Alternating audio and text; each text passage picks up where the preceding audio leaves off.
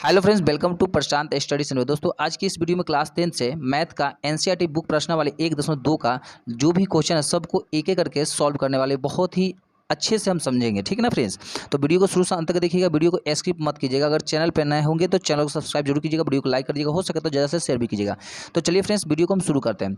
तो फ्रेंड्स, ये एनसीईआरटी का नया अगर बुक होगा आपके पास तो देखिए, पुराना बुक में और नया बुक में एक चैप्टर आगे पीछे हो सकता है। ठीक है, तो ऐसा नहीं कन्फ्यूज हो जाएगा कि हाँ ये प्रश्नावली 1.2 में इसमें है, मान लीजिए नया वाला में जो है 1.1 में ही आ गया है, ठीक ना, और पुराना वाला में 1.2 में आ गया है, तो आगे पीछे थोड़ा सा होगा तो आप लोग एडजस्ट कर सकते हैं। ठीक है ना, तो यहाँ पे आपको हमने जो वीडियो बना रहे हैं अभी ये पुराना बुक से बना रहे हैं, प्रश्नावली 1.2 में है। जो पहला है इस चैप्टर का, तो देख सकते हैं पहला में क्या कर रहा है, निम्नलिखित संख्याओं को अभाज्य गुणनखंडों का गुणनफल के रूप में व्यक्त कीजिए। जैसे कि आपको अगर एग्जाम में फ्रेंड्स आता है इस टाइप के क्वेश्चन तो बिल्कुल ही आता है, लगभग जो भी आता है आपको 5 से 7 नंबर का पूछा जाता है।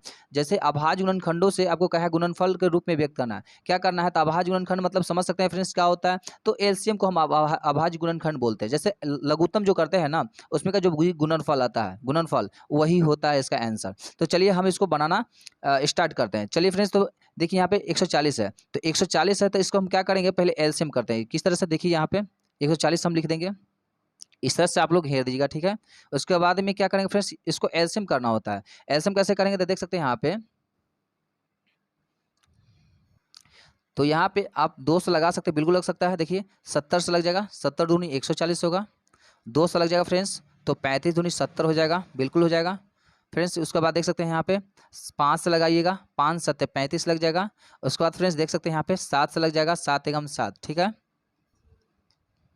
तो फ्रेंड्स ये आपका इस तरह से क्या हुआ, ये आपका कंप्लीट हो गया। अब आगे नहीं लग सकता है, तो चलिए जो फ्रेंड्स अब नहीं लगेगा तो क्या करेंगे, इसको देख सकते हैं यहाँ पे, इसको आप जो बचेगा इसको यहाँ पे लिख देंगे। जैसे 140 है ना, 140 का जो भी गुणनफल का आ रहा है, तो गुणनफल के मतलब क्या हुआ, जो भी आपका गुना करने पर जो आया है ये सबको आप लिख दीजिए। जैसे कि क्या आया है, देख सकते हैं 2 गुने 2 गुने में 5 गुने में 7, यही ना गुणनफल के रूप में हुआ फ्रेंड्स। तो क्या हुआ, ये आपका एक देखिए 2 जो है 2 बार में आया है, तो इसको इस तरह से भी लिख सकते हैं फ्रेंड्स। देख सकते हैं कैसे लिखेंगे, देख लीजिएगा। इसको हम जैसे 2 2 बार में है तो 2 का स्क्वायर कर देंगे, गुने में 5 का लिखेंगे और गुने में 7 लिखेंगे।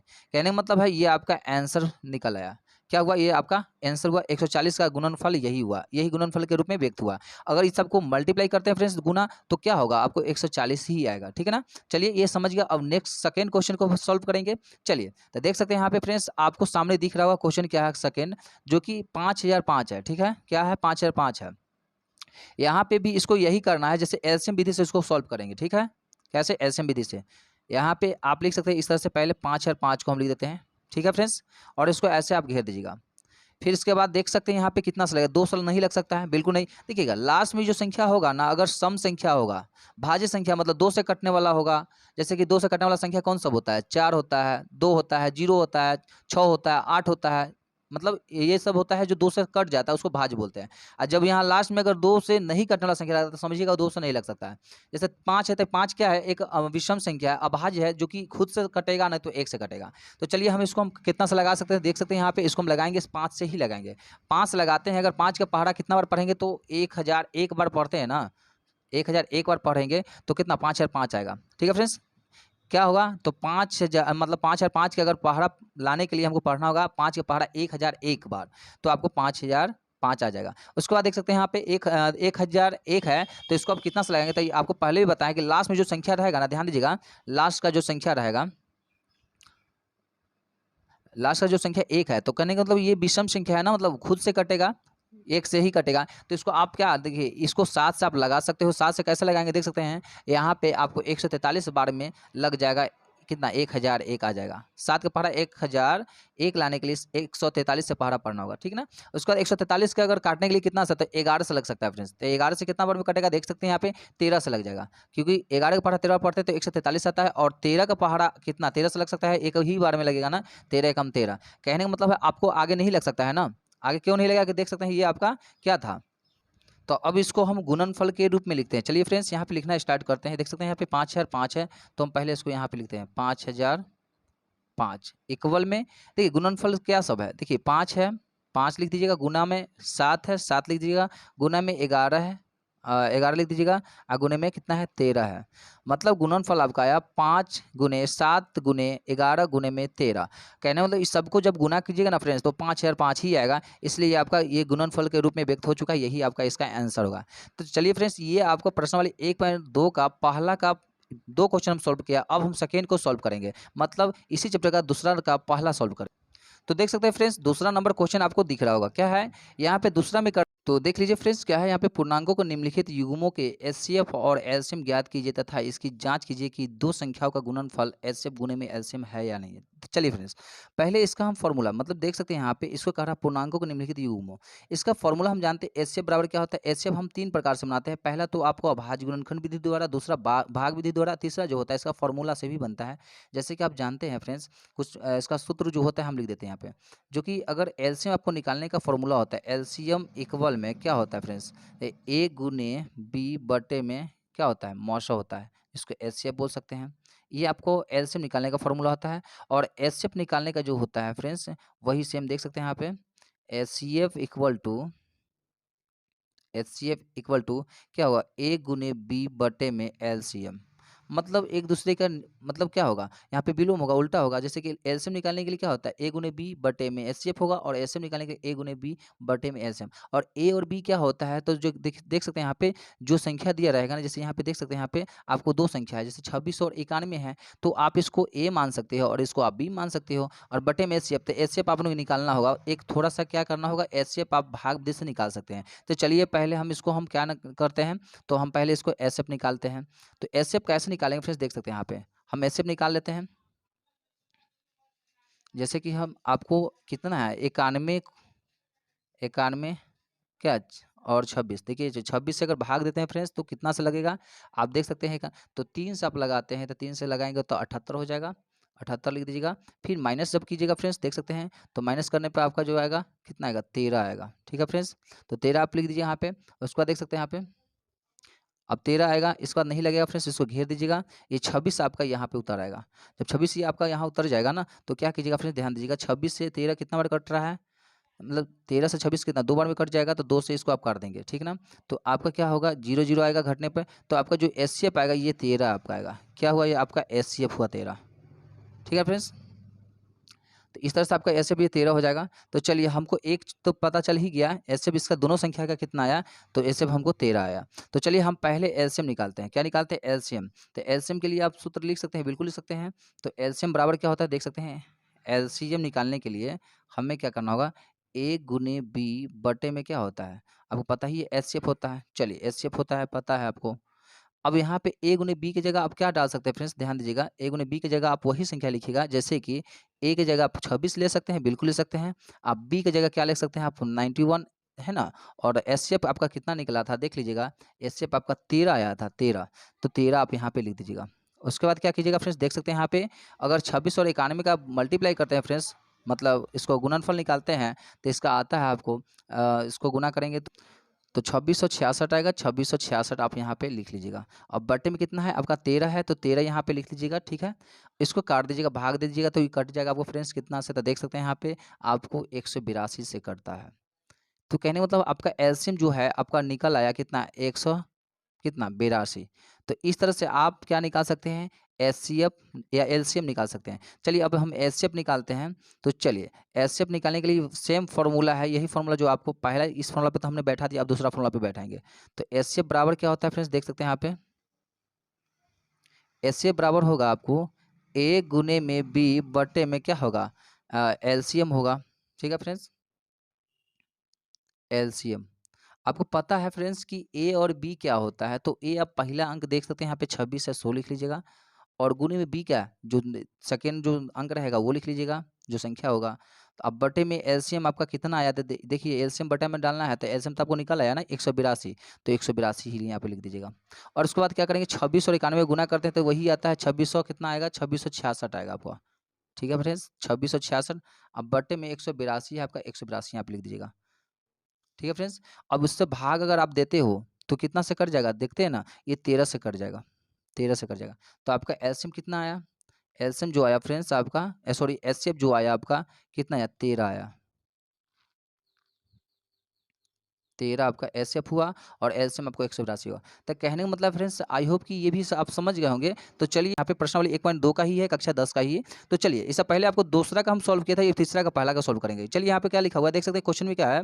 पहला है अभाज्य गुणनखंड विधि द्वारा निम्नलिखित पूर्णांकों के एचसीएफ और एलसीएम ज्ञात करें। कहने का मतलब फ्रेंड्स अभाज्य गुणनखंड आपको पता ही होगा, एलसीएम को हम अभाज्य गुणनखंड विधि से ही बोलते हैं। तो चलिए हम पहले ही देख सकते हैं, पहला क्वेश्चन है तीसरा का पहला, जो कि 12, 15 और 21 क्या करना है, इसका एचसीएफ और एलसीएम निकालना है अभाज्य गुणनखंड विधि से। तो अभाज्य गुणनखंड विधि से क्या करेंगे, पहले हम तीनों संख्या का हम अलग अलग क्या करते हैं, तो अलग अलग आप लघुत्तम कर लीजिए। तो 12 है तो चलिए हम 12 को पहले अलग से लिख लेते हैं। चलिए हम 12 को यहाँ पे हमने लिख लिया, ठीक है फ्रेंड्स। उसके बाद क्या है 15 है, चलिए 15 को हमने लिख लेते हैं अलग से, तो 15 को भी अलग से लिख लेंगे। उसके बाद देखिए 21 है तो 21 को भी अलग हम लिख लेंगे। यहाँ पे आप इस तरह से लिख लीजिएगा और सबका तीनों का अलग अलग से क्या करेंगे, अभाज्य गुणनखंड मतलब लघुत्तम करते हैं। तो चलिए हम लघुत्तम करते हैं। जैसे कि देख सकते हैं यहाँ पे 2 से तो आपको लग जाएगा कितना, तो 2 छक्का 12। उसके बाद देख सकते हैं यहाँ पे 2 से लग जाएगा 2 तिहाई 6। उसके बाद 3 से लग जाएगा 3 एकम 3, मतलब अब नहीं लग सकता, ठीक है फ्रेंड्स। चलिए उसके बाद 15, अब 15 का लघुत्तम हम करते हैं। जैसे कि 2 से नहीं लगेगा आप जानते हैं, तो कितना 3 से लग जाएगा, 3 से लगेंगे तो 3 पचे 15, फिर घेर देंगे, फिर 5 से लगेगा 5 एकम 5, अब नहीं लग सकता है, बिल्कुल नहीं लगेगा। चलिए यहाँ पे अब 21 को हम लगाते हैं। 21 को 2 से नहीं लग सकता है, 3 से लग जाएगा, 3 का पारा में 21 है तो 3 सत्ते 21। उसके बाद 7 से 7 एक बार में लग जाएगा, मतलब अब नहीं लग सकता है। ये आप सभी को मतलब आप लोगों को पता होगा एलसीएम की एलसीएम कैसे बनते हैं, सभी को अलग अलग एलसीएम करना होता है, ठीक है। तो चलिए हम पहले इस सभी का गुणनफल को हम लिख लेते हैं। जैसे 12 का गुणनफल जो है, 15 का जो गुणनफल है और 21 का जो गुणनफल है। तो चलिए हम पहले सबको अलग अलग करके लिख लेते हैं। तो चलिए हम पहले 12 का गुणनफल को हम लिखेंगे।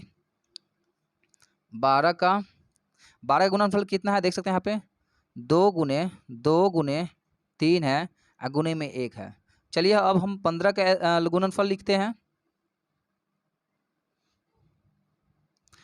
15 का गुणनफल है क्या, 3 गुने में 5 गुने में 1 है, ठीक है फ्रेंड्स। उसके बाद देखिए 21 का गुणनफल कितना है, 21 का गुणनफल है 3 गुने में 7 गुने में 1 है। अब इस सभी संख्या को अब हम पहले तो आपने लिख लिया गुणनफल, अब हम एचसीएफ निकालेंगे और इसी की सहायता से और एलसीएम भी निकालेंगे। चलिए हम पहले इसको इस तरह से लिख लेते हैं, जैसे कि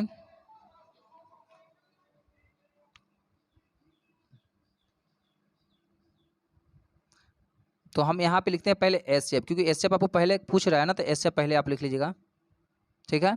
उसके बाद यहाँ पे ध्यान दीजिएगा फ्रेंड्स, एचसीएफ में हम कैसे लिखेंगे। तो चलिए हम एचसीएफ और एलसीएम पहले हम दोनों को हम साथ में लिख लेते हैं। यहाँ पे आप एक चीज़ ध्यान दीजिएगा, एचसीएफ का एक रूल होता है, जैसे तीनों का गुणनफल सेम होना चाहिए। तीनों में देखिए यहाँ पे 12 का गुणनफल, 15 का और 21 का, एचसीएफ में तीनों में आप जोड़ा लगाइए। जैसे चलिए यहाँ पे हम 3 को पहले देखते हैं, 3 इसमें भी है, 12 के गुणनफल में भी है, 15 के गुणनफल में भी 3 है और 21 का गुणनफल में भी आपका ये 3 है। और फिर देख सकते हैं यहाँ पे 12 में फिर 1 है ना, 15 का गुणनफल में फिर 1 है और 21 में भी 1 है। कहने का मतलब एक एक मतलब तीनों जोड़ा लग गया, 3 का एक जोड़ा बनता है इसमें। जब 3 संख्या रहेगा तो 3 का जोड़ा ना बनेगा, और 2 संख्या रहता था 2 का जोड़ा बनता है। तो चलिए अब 3 है, यहाँ भी 3 है, यहाँ भी 3 है। उसके बाद देख सकते हैं यहाँ पे 2 है, इसमें 2 नहीं है, 2 है 2 नहीं है, 5 है तो इसमें 7, 5 नहीं, इसमें 7 है तो 7 नहीं। मतलब कहने का मतलब 3 जोड़ा जो लगेगा वो हम एचसीएफ में हम लिख देंगे। तो 3 जोड़ा, 3 का एक जोड़ा लगा है, 3 3 3 है, तो तीनों 3 में से कोई एगो चीज मतलब 3 जो है ना आप यहाँ पे एचसीएफ में लिख लीजिएगा। और 3 को 1 है तो तीनों एक में से कोई एगो एक आप यहाँ पे लिख लेंगे। तो 3 के अगर 1 से गुना करते हैं फ्रेंड्स तो कितना होता है आप जानती हैं, 3 एकम 3 होता है, ठीक है। तो यहाँ पे 3 एकम 3 आपका, ये आपका क्या हुआ, एचसीएफ हुआ 3, ठीक ना। अब हम एलसीएम निकालेंगे। तो चलिए ये एचसीएफ जो आपका आया था ना, वो एचसीएफ ही एलसीएम में लिख लीजिएगा। पहले क्या करेंगे, ये लिख लेंगे क्योंकि जोड़ा लगा हुआ था सब ना, तो जो लिखा गया यहाँ पे। अब जो विदाउट जोड़ा वाला होगा, जो जोड़ा नहीं लगा, उसको हम एक एक करके लिखते हैं। जैसे 2 है, 2 है, 2 बार में 2 है, 2 गुने 2 गुने में इसमें का एक 5 है, 5 एगो लिख लीजिएगा, गुने में इसमें का एक 7 बचा हुआ है। तो हमने यहाँ पे सबको लिख लिया, ठीक ना, मतलब इस तरह से आप लोग लिख लीजिएगा। उसके बाद देखिए फ्रेंड्स यहाँ पे इस सबको गुना कीजिएगा। तो देख सकते हैं कैसे गुना करेंगे, 3 दूनी 6 होगा, 6 दूनी 12 और 12 पंजे 60 और 60 सत्ते कितना, 6 सत्ते 42, मतलब 420 आपका क्या होगा। इसका जो एलसीएम आपका आया फ्रेंड्स कितना, 12, 15 और 21 का एलसीएम जो आया 420 आया। ये आपका आंसर होगा। तो इस तरह से फ्रेंड्स अभाज्य गुणनखंड विधि द्वारा भी एचसीएफ और एलसीएम निकालना आप लोग सीख गए होंगे। तो चलिए अब इसी चैप्टर प्रश्नावली 1.2 का हम चौथा क्वेश्चन को हम सॉल्व करते हैं, ठीक ना। तो चलिए फ्रेंड्स, चौथा भी क्वेश्चन हमने लेकर आ गया। देख सकते हैं यहाँ पे एचसीएफ क्या है, यहाँ पे दिया गया एचसीएफ ब्रैकेट में 306 कॉमा में 657 बराबर में 9 दिया गया है, और यहाँ पे कह रहा है एलसीएम 306 कॉमा 657 का ज्ञात करना। मतलब समझिए ये दोनों संख्या का, जैसे कि जो संख्या दिया गया है यहाँ पे 306 कॉमा 657 का, ये दोनों का एचसीएफ निकल चुका है। कहने मतलब इसका ये दोनों संख्या का जो है, ये दोनों संख्या का आपका एचसीएफ क्या है, आपका निकल चुका है, जो कि 9 है। एक तो आपका निकल गया एचसीएफ, और यही दोनों संख्या का फिर कह रहा है एलसीएम निकालने के लिए। क्या कह रहा है, तो एलसीएम निकालने के लिए कि एलसीएम क्या होगा, ठीक ना। तो चलिए बहुत ही इजी है, ठीक ना, इसमें एक तो निकला हुआ। चलिए हमको सिर्फ कह रहा है एलसीएम निकालने के लिए, एलसीएम ज्ञात करने के लिए। तो चलिए एलसीएम का पहले हम सूत्र को जानते हैं कि एलसीएम का सूत्र क्या होता है फ्रेंड्स। तो ए गुने बी बटे में क्या होता है, एचसीएफ, यही ना होता है। तो चलिए आपको पता है कि ए क्या होगा, जो पहला संख्या है देख लीजिए क्या है, ए जो आपको मान लीजिए ये होगा और बी ये मान लीजिएगा, ठीक ना। तो ए में आपका 306 हो जाएगा, गुने में 657, अब बटे में क्या होगा, ये एचसीएफ, तो एचसीएफ तो आपका निकला हुआ है या फिर 9 है, तो 9 यहाँ पे लिख दीजिएगा। क्या, कितना ईजी है, बहुत ही ईजी है। तो 306 और 657 को आप गुना करते हैं तो कितना आता है, तो देख सकते हैं गुना आएगा आपको फ्रेंड्स 20 10 42, ये आपका गुना आएगा इसका, बटे में ये जो 9 है आपका, यहाँ पे 9 लिख लीजिएगा। और 9 से जब भाग देते हैं फ्रेंड्स तो कितना, 20 10 42 को, तो इसको आप कट जाता है कितना से, तो देख सकते हैं कि कटेगा आपको 22 338 से कटेगा। तो कहने का मतलब है फ्रेंड्स, ये आपका इसका जो एलसीएम आया कितना, 306 और 657 का जो एलसीएम आया कितना आया, तो आपको 22,338, ठीक ना। यहाँ पे आपने लिख लीजिएगा इस तरह से 22,338, ये आपका इसका एलसीएम निकला है। तो फ्रेंड्स आई होप कि ये वीडियो बहुत पसंद आई होगी आप लोगों को। पसंद अगर आया तो वीडियो को लाइक शेयर कमेंट जरूर कीजिएगा। फिर मिलेंगे नेक्स्ट वीडियो में, जब तक के लिए जय हिंद।